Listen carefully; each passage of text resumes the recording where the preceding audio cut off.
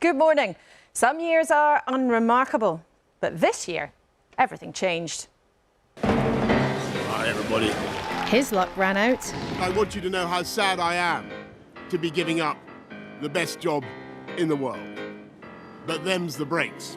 Politics Joker King removed by his own. On the Never Never, I would start. Replaced by a new Prime Minister. Simply not right. You promised. With a very new direction. I have a bold plan to grow the economy through tax cuts and reform. But neither the country nor the markets were quite ready for Liz Truss. Before her exit, a long goodbye to the country's constant. The death of Queen Elizabeth, the mark of an exceptional year. With war in Europe the backdrop, and strife at home too. What do we want? Fair pay! When do we want it? Now! A set of nightmare problems for 2022's Prime Minister number 3. We have one big question this morning. Will the strikes ruin Rishi Sunak's Christmas? Oliver Dowden is the man the Prime Minister trusts to deal with the strikes, and he's with us live. If Labour wins the election, Yvette Cooper would be Home Secretary. She's with us from Norwich today. And splashdown, the space mission Orion is back from the moon. So is Howard Hugh from NASA to tell us how it went. Oh, it went as planned, exceedingly well. And to contemplate a crazy year and look to the next. A stellar trio with me here. The Archbishop of Canterbury, Justin Welby, the editor of The Sun, Victoria Newton, and the broadcaster, Susanna Reid.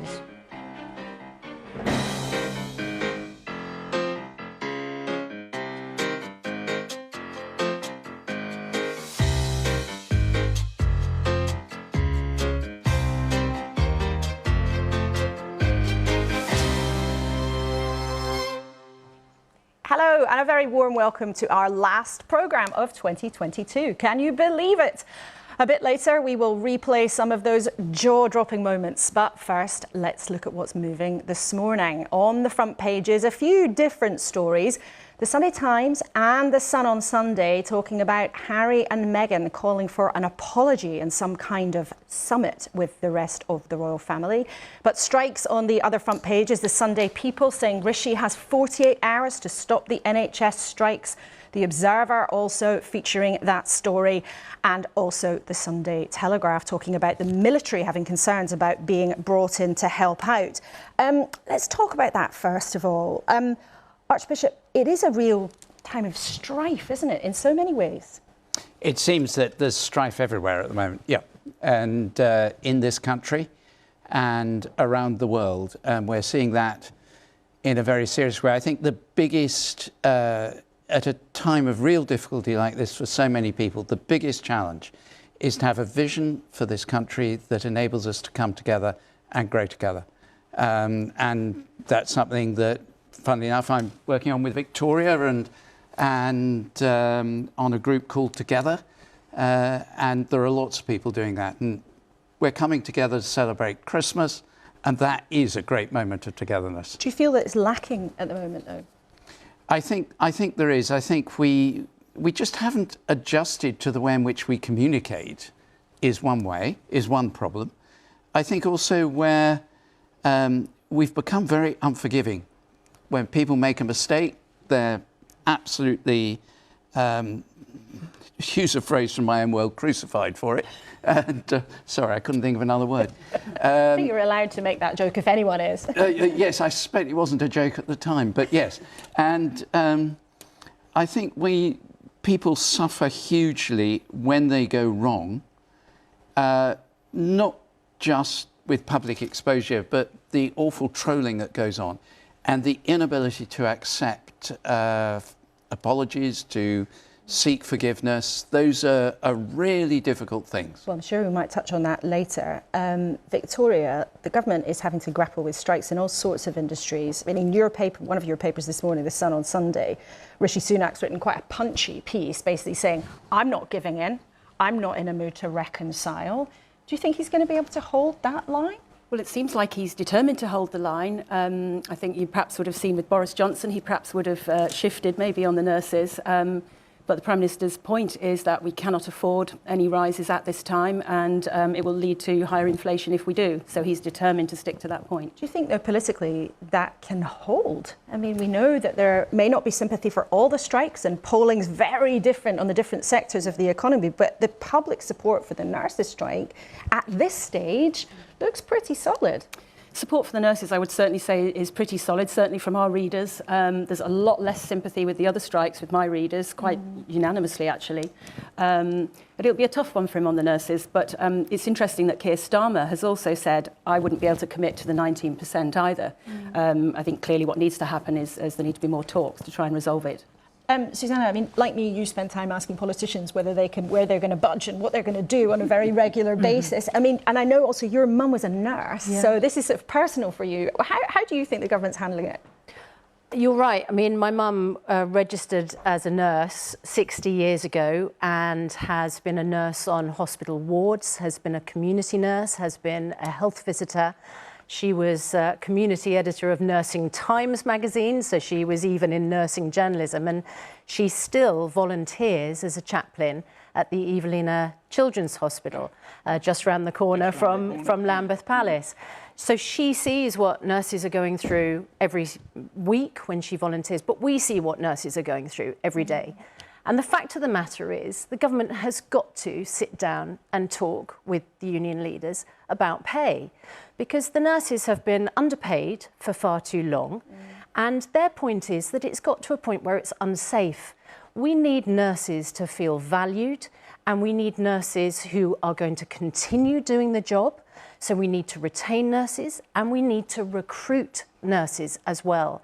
And unless the government gives a little bit of way on this, we're not going to come to a deal which is going to satisfy the nurses and keep us all safe. Well, in a couple of moments, we'll be putting that to Oliver Dowden, who's got the unenviable task of dealing with all of this on behalf of the government. But let's just show you what the Prime Minister has been saying this morning, writing for The Sun that union chiefs are behaving like the Grinch at Christmas. There's quite a clear effort there from the government to target union leaders and Mick Lynch, the boss of the rail union in particular. And of course, this week has been absolutely dominated by strikes, no question about that. So let's get on with our conversation with the government minister who is in charge of that. Nurses, posties, rail workers, the list of industrial action goes on. When do we want it? Now! Why do we want it? Oliver Dowden has the grand title of the Chancellor of the Duchy of Lancaster, but his day-to-day job right now is probably quite unenviable. He's the man who's trying to manage the impact of the strikes right across the government. There's an ambulance strike this week. If you break your leg and call an ambulance on Wednesday, can you guarantee that one will actually turn up? Well, I would say to ambulance union leaders, the single best thing they can do to ensure that that guarantee is available is, even at this late moment, to call off this strike, continue to engage and give families and people up and down the country a break. On the specifics of it, we have been clear that we are working to ensure that if you have a serious injury, in particular life-threatening injury, you can continue to rely on the ambulance service, and we would urge people in those circumstances to dial 999. If it is the case that you have less serious injuries, you should be in touch with 111, and you should seek to make your way to hospital on your own if you are able to do so. But of course, the government is working relentlessly to try and ensure that we get that high level of service available for people in the most difficult circumstances. But it really is in the unions' hands. I would urge the unions to be reasonable, to engage both in terms of calling off this strike, but also in terms of the kind of level of service they're willing to provide. OK, well, let's talk about the nurses' strike, because as everybody knows, it is historic that they have decided to walk out in this way. How would you explain to a nurse watching this morning on a starting salary of £27,000 that their contribution to society is worth less than the median salary? Well, the contribution of nurses we saw throughout the whole COVID crisis is enormous. We value nurses enormously. That is why, for example, last year, when all public sector pay was frozen, we made an exemption for nurses. They got 3%. How we've tried to resolve this is by taking the politics out of it and putting it to the independent pay review body. And that determined that nurses across the board, including those on the lowest salaries, would get a minimum of £1,400. That's about 9% pay rise.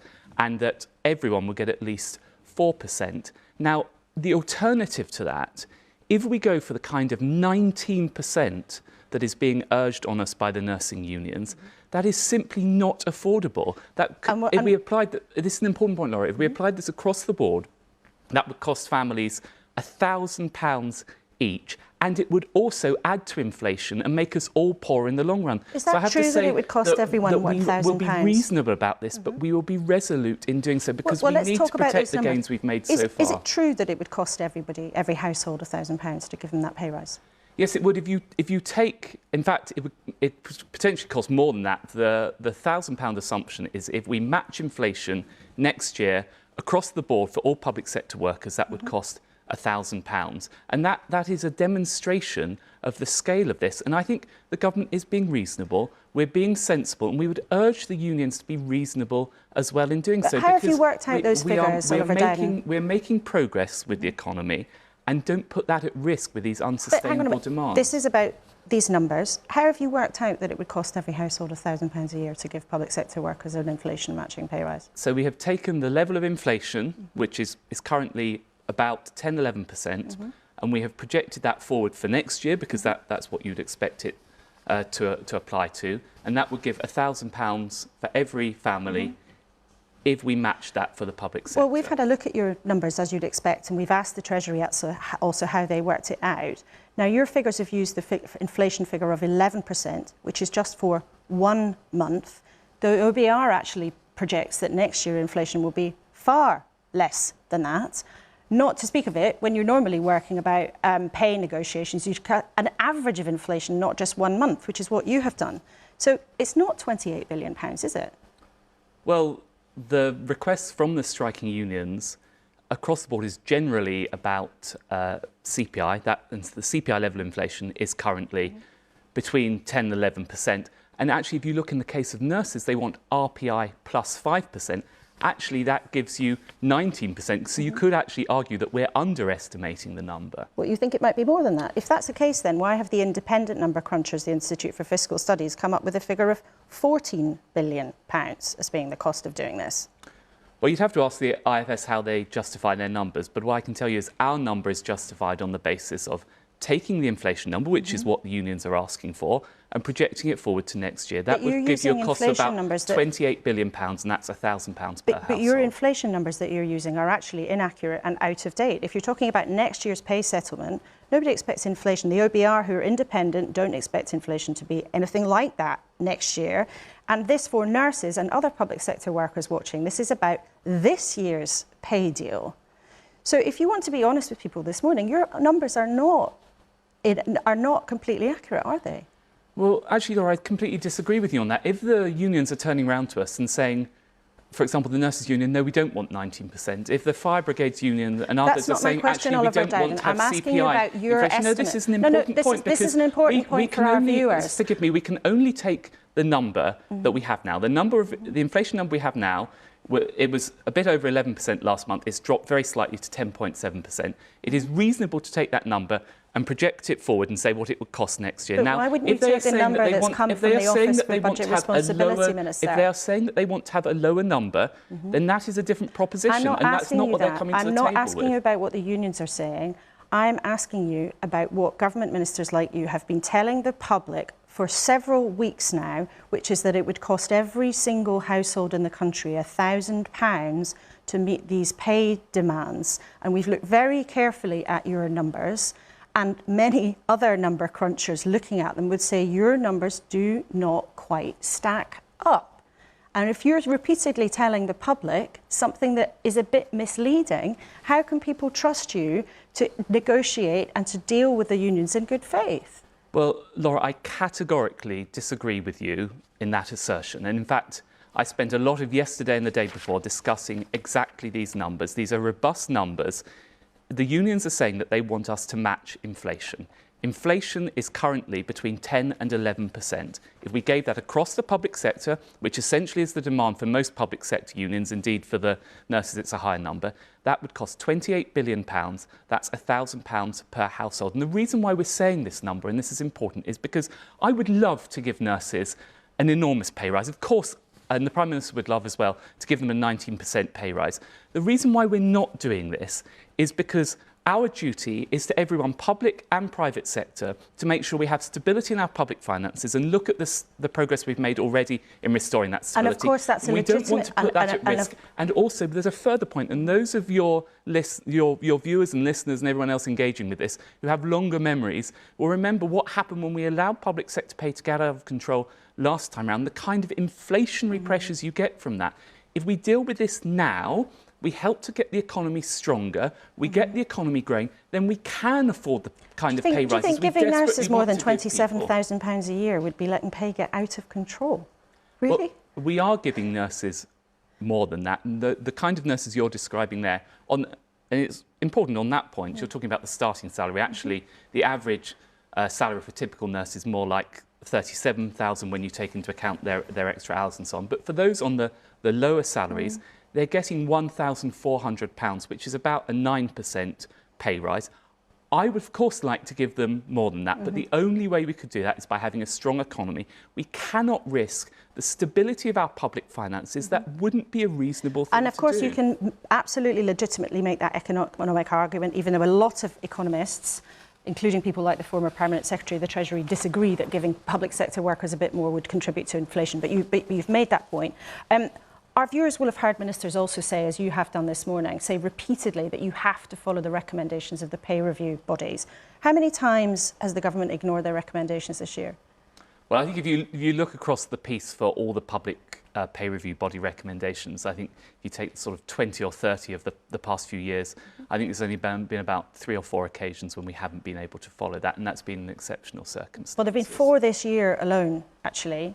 4 times when the government has ignored the pay review bodies, who everybody says are independent and they have a job to do. So if you've already ignored them 4 times this year, why can't you ignore them on the nurses' strike? For precisely the reasons that I've set out to you, that we want to take the politics out of this. We have an independent process and we should adhere to that. And by the way, it's not just us saying it. Labour's Shadow Chancellor was saying in the summer that we should adhere to it. If we don't have this kind of independent framework, we've got no basis for ensuring that we do this in a fair way across the board. But why was it okay? This is all about making sure we have a fair, straightforward way of doing this to meet the needs of nurses and other public sector workers whilst balancing the risks of public finances. But why was it okay then to ignore those recommendations when it came to prison service pay or senior civil servant pay or judges' pay? Or as Jeremy Hunt, who's now the Chancellor, tried to ignore the recommendations back in 2014. Why was it okay to ignore them then, and it wouldn't be okay to ignore them now? Well, I think in those specific circumstances that there was acute pressure on public finances at the time. No, well, prison service, civil servants, judges, Laura, that's this year. If you give me a moment to answer this question. The public sector pay review bodies have looked at the level of inflation, by the way, the expected level of inflation. They've looked at the pressure on the lowest paid workers. That's why, for example, they've given 9%. So actually, by following that is ensuring that nurses will get a significantly higher level of pay settlement than they have done previously. And actually, by following the pay review body recommendations, we're giving some of the highest pay settlements for 20 years. Now, of course, I know everyone across the public and private sector is struggling at the moment with the consequence of the war in Ukraine, with COVID, as we recover from COVID. We want to give people more, but I would say to the unions, please give families a break this Christmas, follow this independent pay review process, allow us to continue with this stability, get a stronger economy, and then we can give people the kind of pay rises we dearly love to give them. But it is, though, can you accept, it's a political choice, because in some cases, your government has ignored the pay review bodies, making the independent recommendations. In this case, when it comes to the nurses, you are determined to stick to it. So you are making a political choice, for the reasons you've outlined, perfectly legitimately, to stick with the recommendations, and that means saying no to the nurses in their request for more pay. And it even right now means saying no to even talking about pay with them again. Well, I would say 3 things. First of all, by following those recommendations, it's actually ensuring they get a higher pay settlement than was the case when it wasn't followed in the circumstances you described. Secondly, there is consensus on this, or there has been. The Labour Party, the Shadow Chancellor over the summer endorsed the process, and there's a reason why she endorsed it, why we endorse it, because it is taking the politics out of the process. In terms of your point about engaging, of course our door is always open to engagement with the unions. And I would say to people across the private and the public sector, and by the way, in the private sector, the average pay settlement at the moment is about 4%. We're trying to be reasonable, we're trying to be proportionate, and we're trying to be fair. But in return, the unions need to be fair and reasonable. They should call off these strikes and give people a break. But this all matters so much because in the NHS, and when it comes to nurses, you literally cannot get the staff. Now, I know that the government has hired more nurses, so we know that. That's out there. That is true. But in a year, more than 34,000 nurses left, and there are 50,000 vacancies. So this isn't just about them asking more money. This is about a service that in some places is on its knees because they cannot get the people. And isn't it the case, Minister, that unless you're willing to talk about giving them more pay, that situation is just going to get worse? Well, first of all, we're always willing to talk, and I know the Health Secretary, Steve Buckley, who leads on this, is engaging with them. But you raise some wider points about the NHS, which are wholly legitimate. The first thing, and you'll forgive me for saying this, but it is really important to re-emphasise it. As we have emerged from COVID, that put huge pressure on the NHS and has created enormous backlogs. It is actually the case that even since the beginning of COVID, we've got many more doctors, many more nurses, and we're making good progress. But the vacancy rate is going up. We're making good progress towards recruiting 50,000. What is happening at the same time, though, is these two enormous pressures on the NHS. One is as we try and recover from the backlog of COVID, and then the second one is just the underlying demographic pressure as we have an ageing population. And I know that that's putting pressure on nurses and people across the board. That's why the Prime Minister is determined to work through those challenges, for example, with delayed discharge. But you have to take into account the wider factors that are at play here. And one of the results of those wider factors is that the NHS is spending a fortune on agency staff to plug the gaps. Now, which is cheaper, giving the nurses a pay rise or paying for agency staff? Because the NHS spent about £3 billion on agency staff last year. Have you worked that out? Well, we're cracking down on agency spending, but of course, have you Laura, worked it out? Which is cheaper? Forgive me, you're absolutely right that we want to move off reliance on agency staff and recruit more nurses, which is precisely what we're doing, not just with the 50,000 target, and we're over halfway to that, but that's, for example, why we gave nurses a £5,000 bursary. That's not reimbursable, so they don't have to pay that back. That was on the recommendation of the RCN. That's why we're increasing training places. Of course, we know that we need to recruit more nurses. And by the way, we also need to give a pay rise to nurses on the lowest pay, which is why we gave them, I think, 9.3%, £1,400 across the board. That's when pay across the wider private sector, and of course, 2/3 of the population work in the private sector, they're getting about 4%. So I know things are challenging, but we are trying to be reasonable throughout all of this. I would urge the unions to be reasonable, but I have to say we will be resolute in response to this because it would be irresponsible to allow public sector pay and inflation to get out of control. And we owe a wider duty to the public to make sure we keep our public finances under control and we build a growing economy that can pay for these things. Okay. Oliver Dowden, we've heard your message loud and clear. Thanks so much for coming into the studio this morning. Thanks, you. Laura. Now, it's unlikely that anything will get easier for the government in 2023, whether on strikes or anything else. But genuinely, it's hard to imagine it could be any more dramatic than 2022. We only started our conversations in this studio in September. So let's take a look back. Strap yourself in. Hello, and a very warm welcome to a new show and a new political era. Tomorrow, one of these two will be chosen as our new Prime Minister. You've beaten them all, haven't you? You've outwitted your critics. No, I am focused on getting the job done. Well done, Liz. See, I'm actually very right-wing, and I loved it. If you don't win this time, would you ever run again? Oh gosh, we've just finished this campaign, Laura. As one era closes, another opens. She would listen, she would ask questions, she fulfilled her duties right up until the end. And she loved your grandfather. She did love him, and he loved her. He loved her. He'd known her since she was a child, and he loved her very much indeed. He revered her. So I put my hands together, and she put hers outside mine, and we were silent for 3 minutes. And at the end she said, Amen. When I got up, the burden had lifted.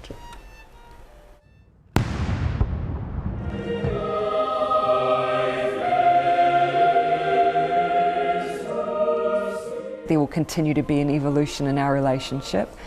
I don't believe it will be quick or soon, but over the course of my lifetime.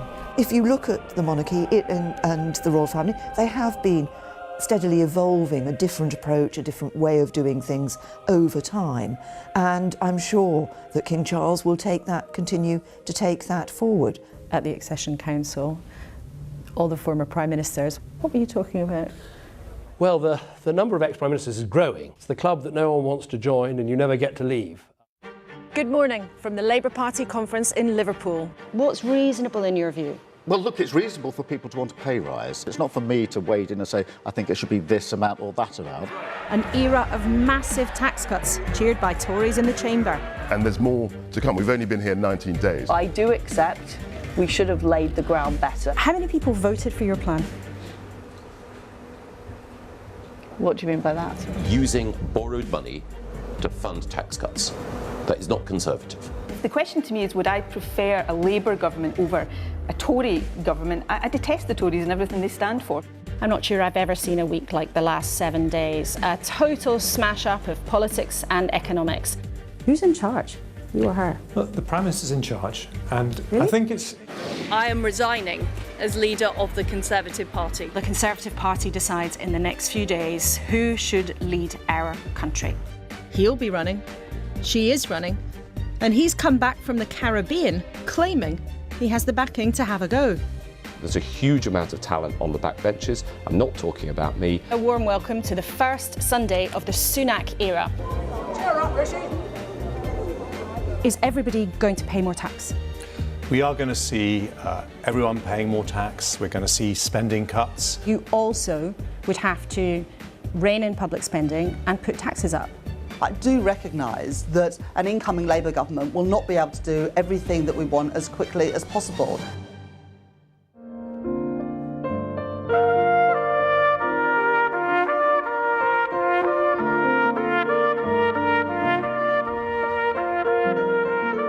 Hello, hi. The prices are going up in Ukraine as well. But in addition, our people get killed. Russia wanted to take the cities, it failed. Russia wanted to subjugate Ukraine, it's failed and it's failing dramatically. Ukraine needs drones. They have some drones, but not nearly as many as the Russians. Technology changes even faster than the Conservatives change their leader. What I want to be really careful of is that there aren't headlines saying Kate Winslet attacks big tech. I just think that the people who know that they could do better to protect our children should just be doing that. Did you feel a cure for cancer is in your grasp? Yes, we feel that a cure for cancer or to changing cancer patients' life is in our grasp. 3, 2, 1. And liftoff of Artemis 1. We're going to be sending people down to the surface and they're going to be living on that surface and doing science. What are you hoping to achieve by putting people back on the moon? Where could that lead us? Moving forward is really to Mars. We rise together, back to the moon and beyond.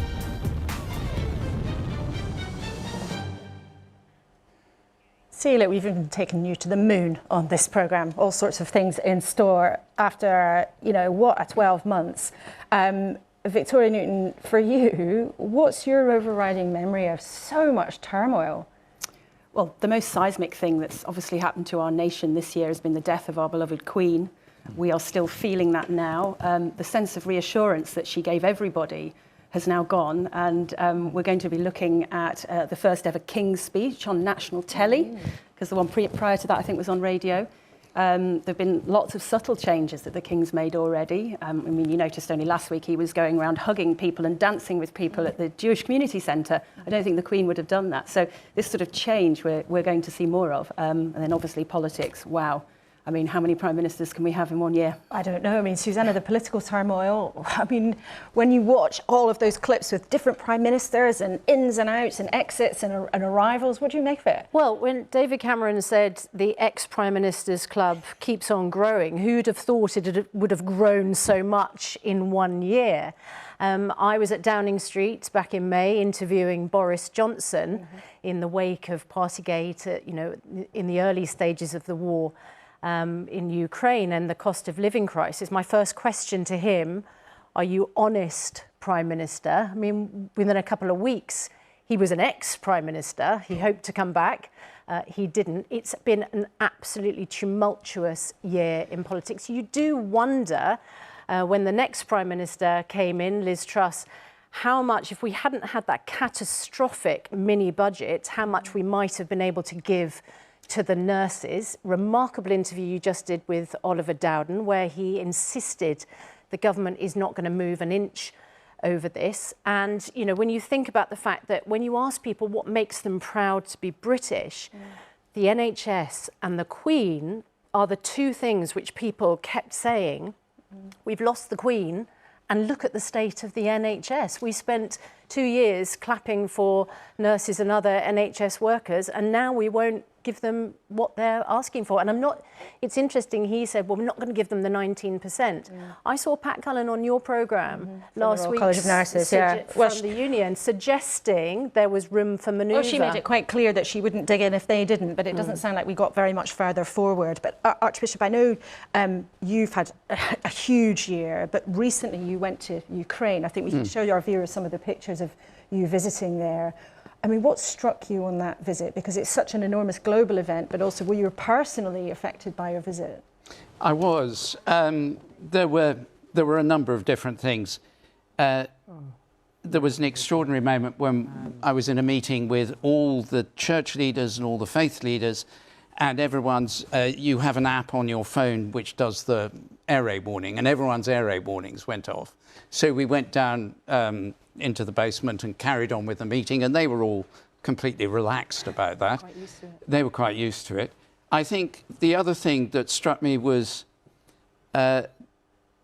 seeing the site of the mass grave at Bucha, the photos of what had been done to the people there, the rape, the massacres, the torture by the occupying Russian forces.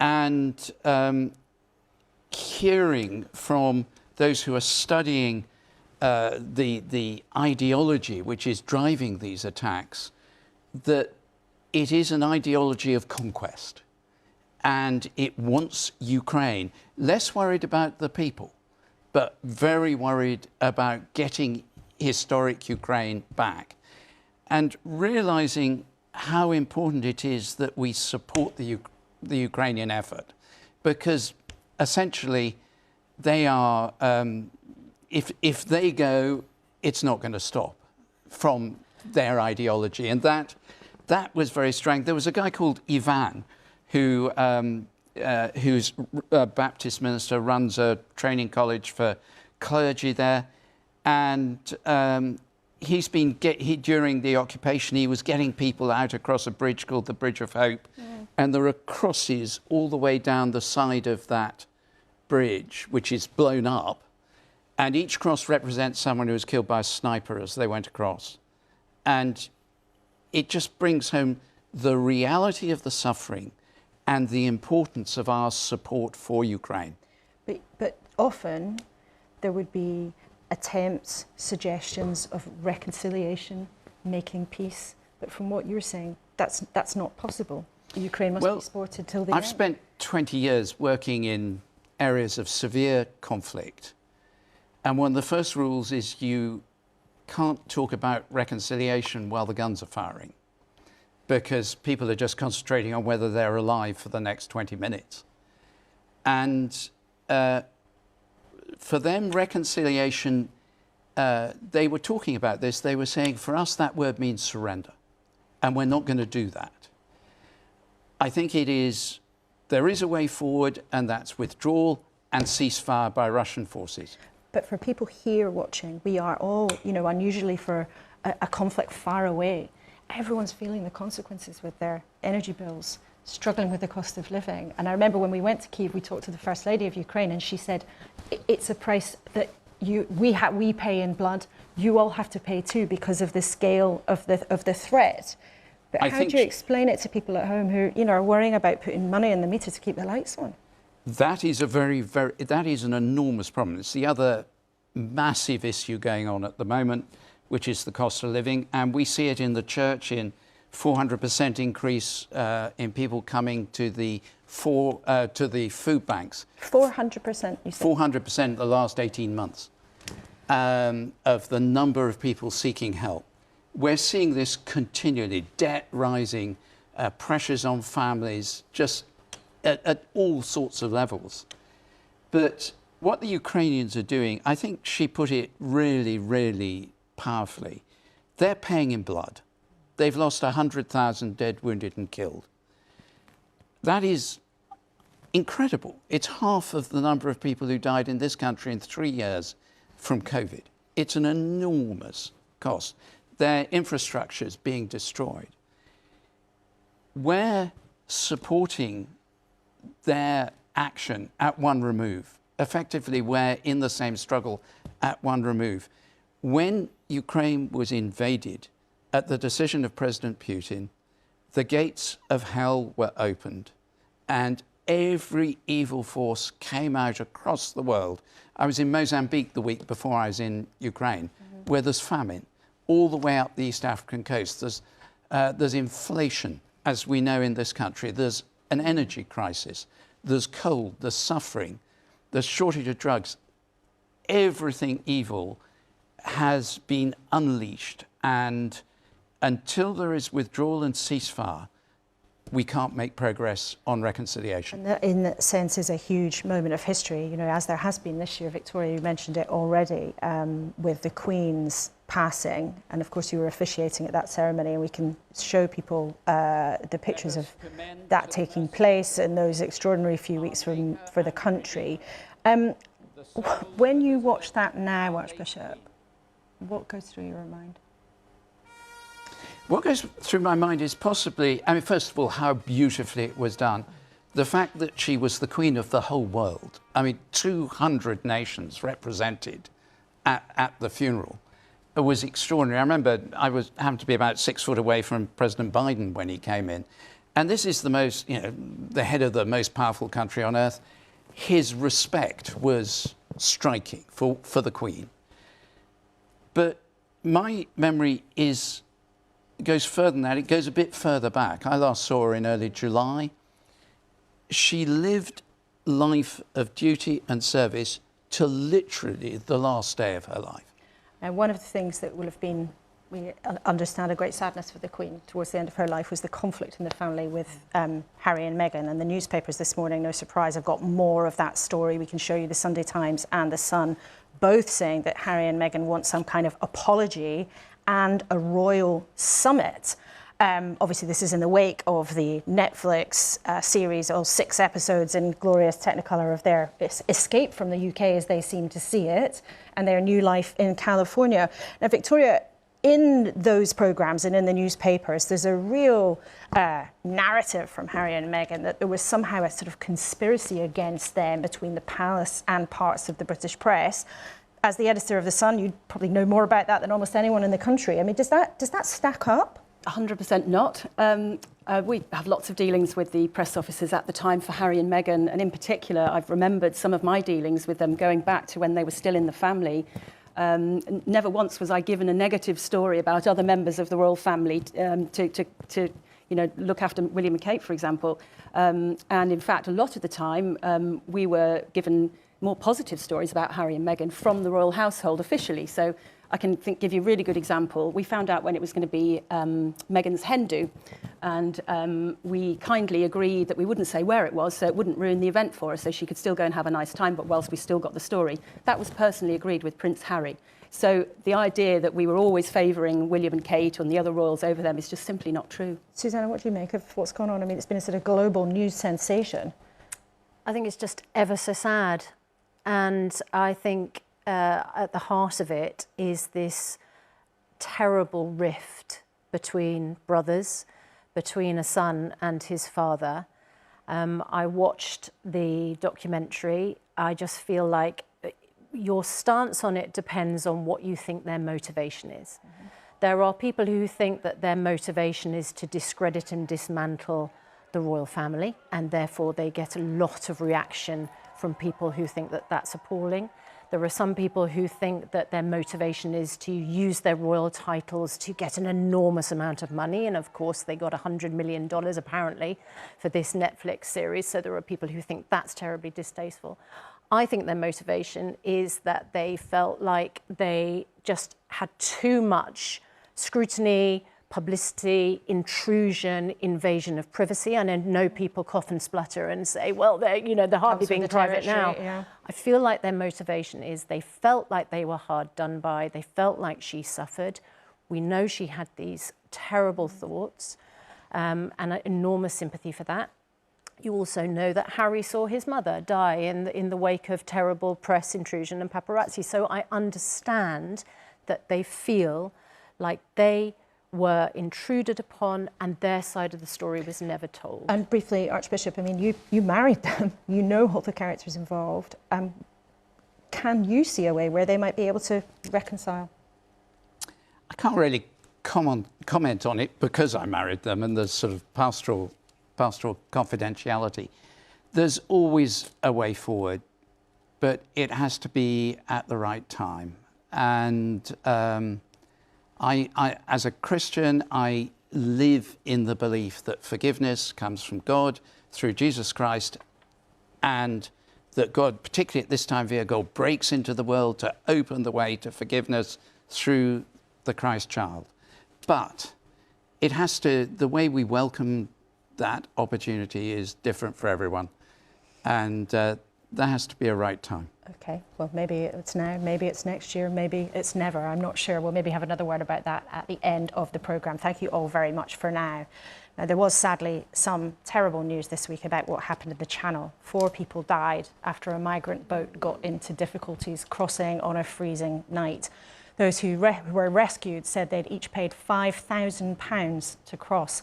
And it happened to take place the day after the Prime Minister announced new measures to stop the boats after weeks of building pressure from the Conservative backbenches.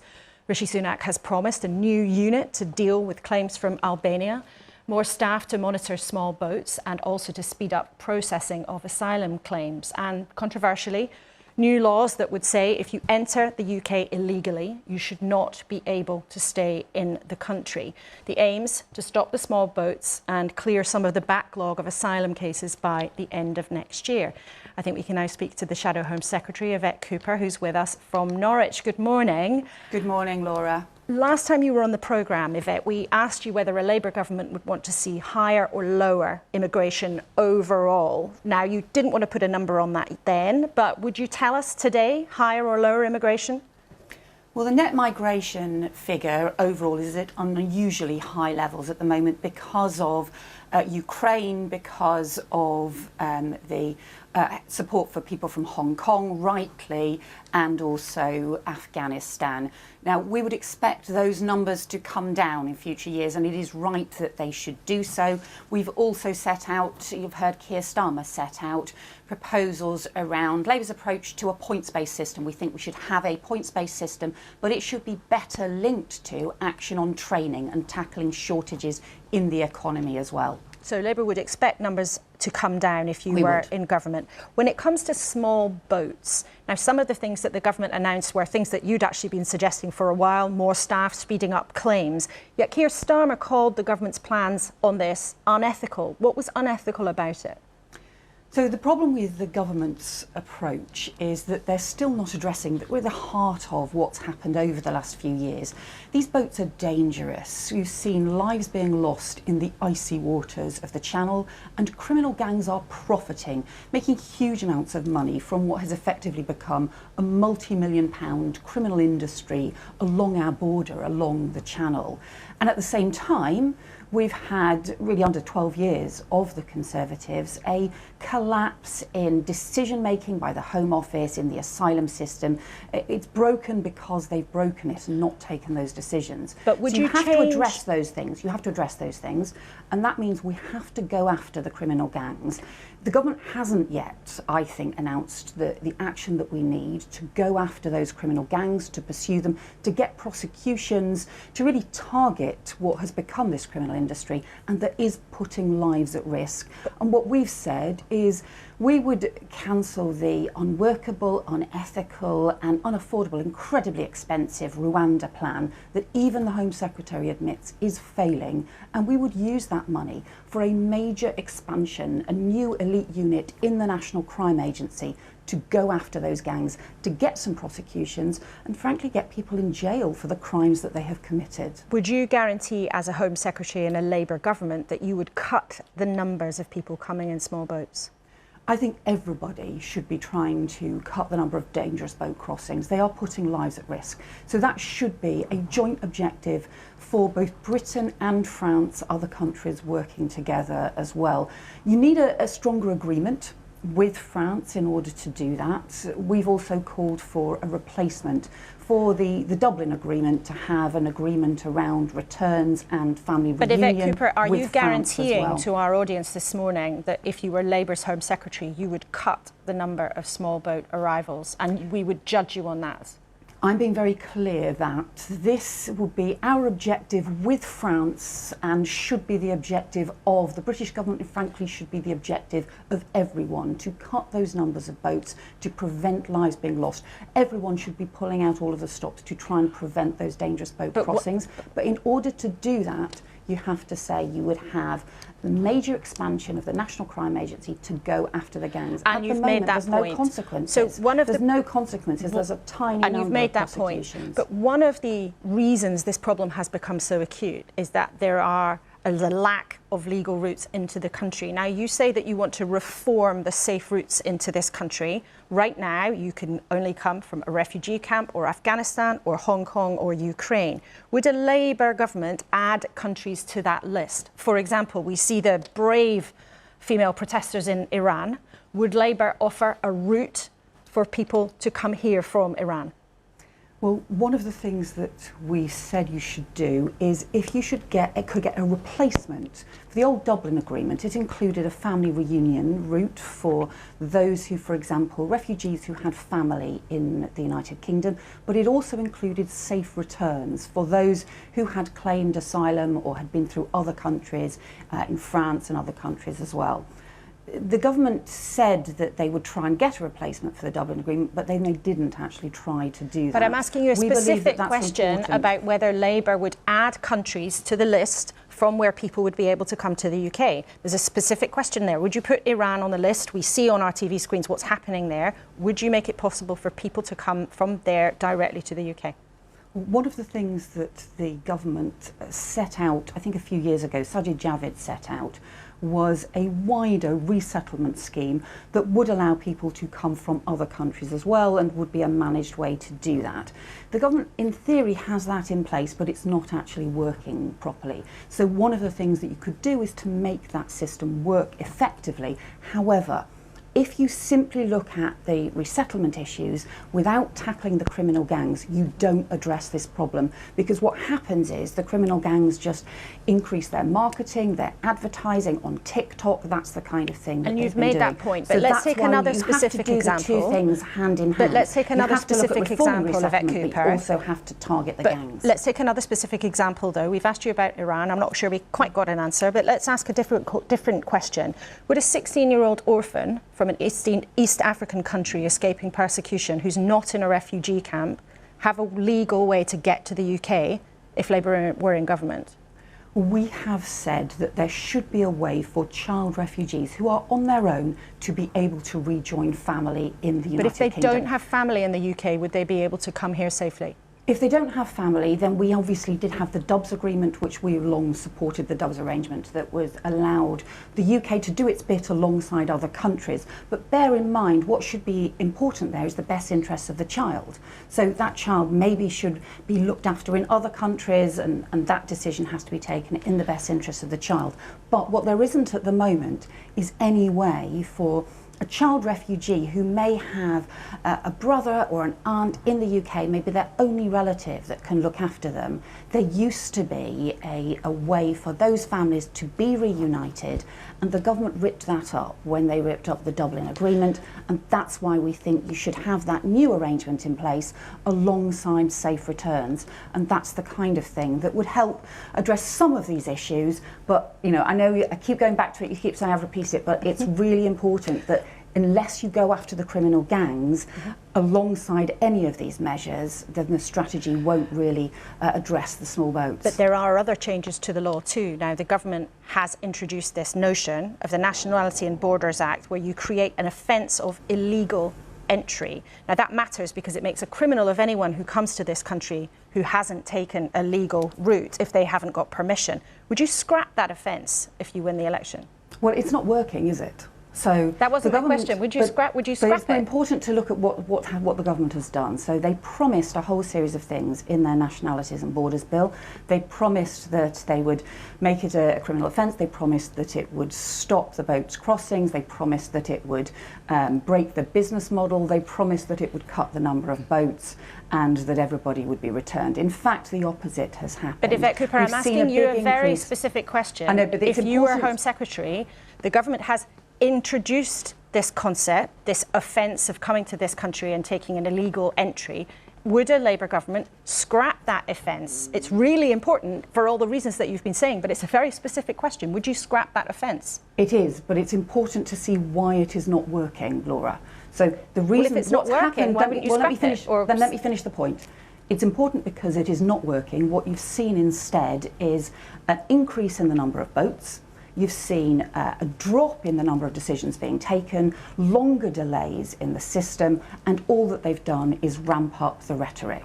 So what it shouldn't be is a criminal offence for someone to arrive from Ukraine who has been fleeing persecution and conflict. Well, Ukrainians can come here legally, Yvette Cooper, as you well know. But if they don't have the right papers, then they are effectively committing a crime. But if, as that you doesn't say, make any sense, and it doesn't help. So we don't think that is what the arrangement should be, and that was what we voted against. We voted against the Nationalities and Borders Bill because all it's done is increase the rhetoric, and it's actually made the problem worse. But this it's is a added really to the delays, important and specific question. We've seen more boats arriving. And I'm going to have another go. If Labour wins the election and you're the Home Secretary, would you get rid of that criminal offence of illegal entry? But I answered your question, Laura, because the point is it is wrong to have a situation where if somebody arrives from Ukraine with the wrong papers, it should be a criminal offence. It's already against the immigration rules. There are ways in which you can have an immigration response, and the asylum system already should be able to return people who are not fleeing persecution and conflict. That's not happening either at the moment. So it's why we called for a fast track for Albania, because you do have people, and for other safe countries, you do have people arriving in the United Kingdom who are then from countries that are not fleeing persecution and conflict, no decisions being taken on their cases, only less than 1% of cases from Albania in the last year have been decided.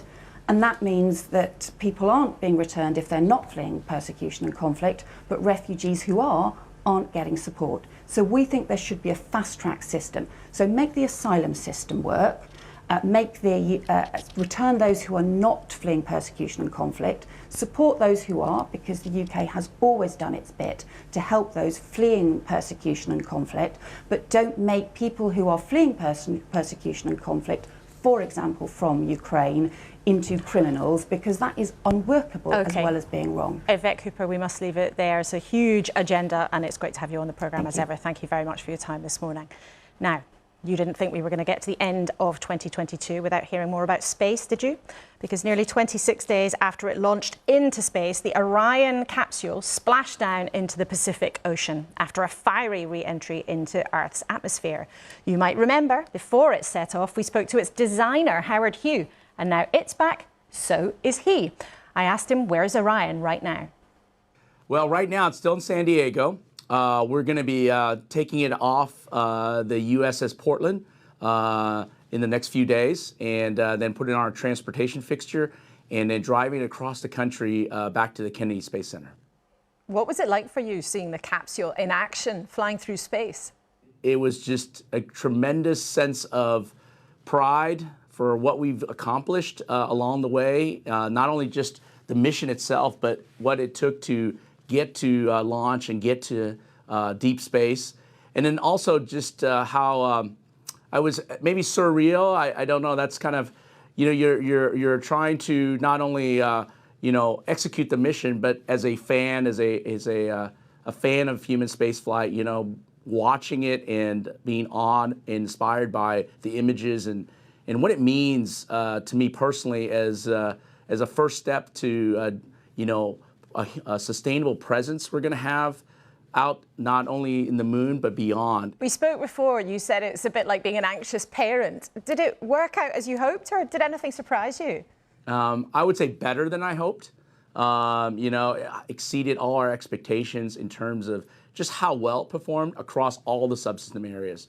You know, we had some minor issues that we had to deal with, but nothing that certainly raised, I would say, a huge concern for us. Every day, I couldn't, I would say I couldn't wait to go into work just to see what's happening, you know, what was going on. So yeah, definitely wanted to watch our baby take its first steps and really be independent. If humans had been on board the flight, would they have survived? Oh yeah, I mean, except for, you know, we didn't have air and water, you know, and food. You need those kinds of things, I would say, but certainly from a flying perspective, and you know, we'll obviously see the data come back, but all expectation is certainly the spacecraft is human rated and ready to fly people. And what did you learn from those amazing images? I know others will be reviewing the images. You know, I think for me, as more of a fan of space, I would say that the beauty of our Earth, the beauty of the moon, it was just amazing. And hopefully we'll find some other surprising images that we didn't get on the streaming or we haven't downloaded yet, and we'll have some more beautiful shots. And did the landing go according to plan? Oh, it was, I mean, it went as planned, exceedingly well, I would say. You know, our target landing site, our requirement, what we want to do is 5.4 nautical miles. We hit it within 2.1 nautical miles. So overall performance was amazingly well. Our guidance system, our navigation system operated. And of course you saw our big 3 chutes came out. They came out as planned, beautifully executed, brought it down to about 16 miles per hour. So we came from 24,581 miles at entry interface down to landing about 16 miles per hour. There was this incredible bounce. I mean, in simple terms, can you explain how it works? The very simple term, it's very much like skipping a rock across a pond, okay? And what we're trying to do is really increase the range so that we can hit, actually, I wouldn't use the word hit, land safely at a precise point every time we come back from the moon. And that's the whole idea of skip entry. What about getting people to Mars? Has this mission made that more realistic? So the moon is a great opportunity for us to learn and live and operate, and then take I would say another a really big step to go to Mars. And I hope I can see that in my lifetime. Certainly excited to be able to provide that first step and be part of that first step going forward. There is, though, a scarcity of resources on Earth, and people are worried about climate change. Do you worry about devoting resources instead to space missions? I don't know how to answer that question in terms of, you know, the resources and things like that. I think we have challenges across, you know, a lot of areas, but certainly space inspires, space drives, I think, the best of us, and exploration and being able to, you know, advance the technologies that will, I think, benefit everybody on Earth as we try to meet the challenges in the deep space are going to be one of the things that I think when we reflect back on history will show that we were able to make those kinds of benefits for everybody There is a lot of competition getting into space, though. Is NASA going to beat the billionaires? So I don't see it as a race. I see it more of a cooperative effort to try to advance as much as we can as people on this planet to try to get to another planet. Howard Hugh, such a pleasure. Thank you so much. Howard Hugh, there's a man with exciting predictions for 2023. Let's ask our panel as we come to the end of our show this morning, their predictions for 2023. Victoria Newton, editor of The Sun, what's in your expectation? Well, I really hope and pray that we've had peace in Ukraine, but I don't think there'll be peace in the House of Windsor, I'm afraid. Susanna, where's your crystal ball pointing? I have a feeling that Matt Hancock will start making pitches for things like your job, Laura, and that we might see Boris Johnson do I'm a Celebrity, Get Me Out of Here, considering what a profile, extra profile that gave. That would be quite a spectacle, goodness me. Archbishop, what would your prediction for next year be? Well, for this evening, I'm afraid that it's the only thing that the Pope and I differ on that I know of, which is I'm hoping France win. He's obviously hoping Argentina win. We're going together to South Sudan in February, and I hope there's an outbreak of peace in that forgotten war. And here, my prayer is for food bank use to diminish and people to realise that churches are here before, during and after crises and find the hope and love of Christ there. Okay, all three of you, thank you. It's been such a pleasure having you in the studio this morning and giving us your thoughts. I've tried to avoid saying it this morning, but it really has been an extraordinary year, but maybe I couldn't help using that word after all.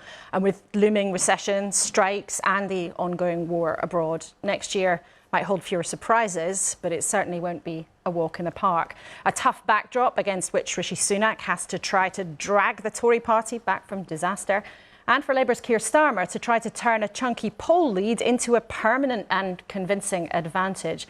We will be back from January the 8th every Sunday to try to understand what's going on and bring you some of the world's positive excitements too. It is also, and there isn't a better word, an extraordinary pleasure to have got our show on the road and to have enjoyed so many important conversations with you in our studio. So from me and the wonderful team I'm lucky to work with, thank you so much for watching, emailing, posting, or heading to iPlayer, where, as ever, you can catch up on anything that we've done since September. As you know, one of our habits here is from time to time to bring you something really gorgeous. And the Royal Albert Hall has been celebrating its 150th year. So ahead of its annual carol concert, the National Youth Choir of Great Britain has done a special arrangement of the Carol of the Bells for us, a beautiful piece of music based on a Ukrainian folk chant and arranged by Ben Parry. What better way to wish you, from all of us here, a very, very Merry Christmas. Goodbye. Ding dong a ding, hear the bells ring, playing a song to all the young. Yuletide has come, beat the drum, sing loud and clear, all gather near. Run up and down across the town, tell everyone Christmas is come. Ring high and low, onward we go, fill us with joy, each other one. Come early, fill us with cheer, bells ring and slow, ring the whole round. Happy, happy, happy, happy season, bring out the sun and run and reason. Ring the bells now, make us look round, this is our song, we'll sing along. Ding dong a ding, hear the bells ring. Playing a song to all the young. Ding dong, ding dong. Ding dong a ding, hear the bells ring. Ding dong, ding dong. Playing a song to all the young. Ding dong, ding dong. Ding dong, ding dong. Ding dong a ding, hear the bells ring. Playing a song to all the young. Yuletide is come, beat the loud drum, sing loud and clear, all gather near. Run up and down across the town, tell everyone Christmas is come. Ring high and low, onward we go, fill us with joy, each other one. Come very near, fill us with cheer, bells big and small, ring out the roll. Happy, happy, happy, happy season, sing out the sun and run and reason. Ring the bells up, make us all proud, this is our song, we'll sing along. Ding dong and ding, hear the bells ring, playing a song to old and young.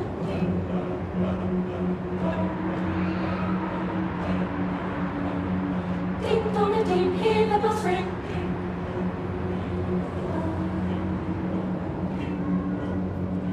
Playing a song to old and young, Yuletide is come.